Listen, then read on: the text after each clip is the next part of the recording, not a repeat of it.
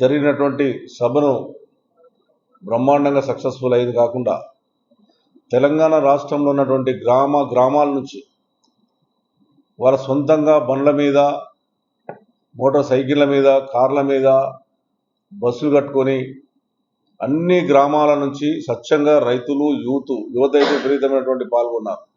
జీవిత చరిత్రలో 25 సంవత్సరాలలో అంత పెద్ద మీటింగ్ నాకు తెలిసినట్టు ఎప్పుడు జరగలేదు. అంటే ప్రజలకు ఎంత కోపం ఉంది కాంగ్రెస్ పార్టీ ప్రభుత్వం మీద అన్నటువంటిది కూడా స్వచ్ఛంగా అర్థమైంది. అది కూడా ఉసుకేస్తే రాలన్నటువంటి జనం.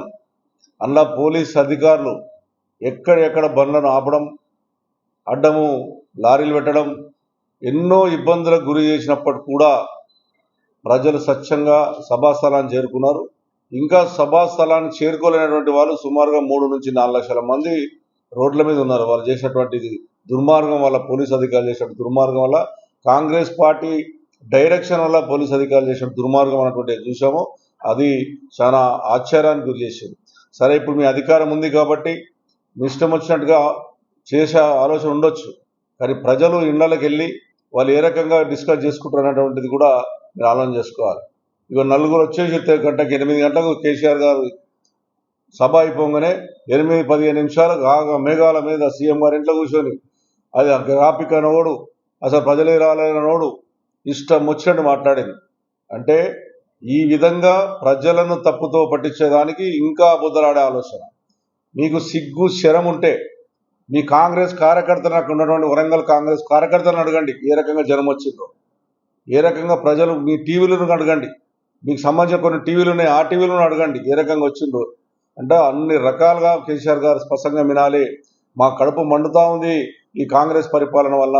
కేసీఆర్ ఉన్నప్పుడు బాగుండే, కింద నుంచి సీఎం కావాలి ఇప్పుడే కావాలంటే కూడా ప్రజలు ఎంత ఉత్సాహంగా మాట్లాడినటువంటి సందర్భాలను చూసాం. ఇంకా సిగ్గు లేకుండా 4 మంత్రులు వచ్చి మేము పెద్దగా ఏదో కోసినామని చేసినామని చెప్పుకుంటా ఆగా మేఘాల మీద ప్రెస్ మీటింగ్లు పెట్టి ఇది గ్రాఫింగ్ అని, బాహుబలి గ్రాఫింగ్ అని. ఒక్కసారి సిగ్గుచరం ఉంటే ఎవడైతే మాట్లాడిన మంత్రి ఒక్కసారి తెలుసుకుని ఆయన పోయి అక్కడ ఇంకా ప్రజలు 1.5 year లోపలనే మీలని రకంగా విమర్శించేంత పెద్ద సభను సక్సెస్ చేశారు ప్రజలు.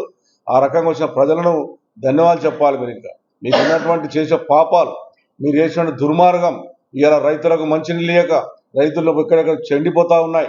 ఈరోజు కళ్యాణ లక్ష్మి బంగారం ఇస్తాను మోసం చేసావు, 2500 రూపాయలు ఈ రోజున మనం మహిళలకు ఇస్తాను మోసం చేసినావు. ఎన్ని రకాలుగా మోసం చేసినావు. 420 హామీలు ఇచ్చి 4 హామీలు నెరవేర్స్తామని చెప్పి ఒక్క హామీ కూడా చేయలేనటువంటి దుర్మార్గమైన పరిపాలన ఈ కాంగ్రెస్ పార్టీ పరిపాలన నడుస్తుంది. ఇంకా మీది తొందరలే ఉంది.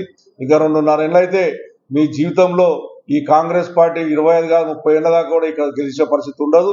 ఖచ్చితంగా మళ్ళా మా ముఖ్యమంత్రి కేసీఆర్ రాబోతుండు. ప్రజలకు ఉన్నటువంటి కష్టాలను తీరబోతుండు.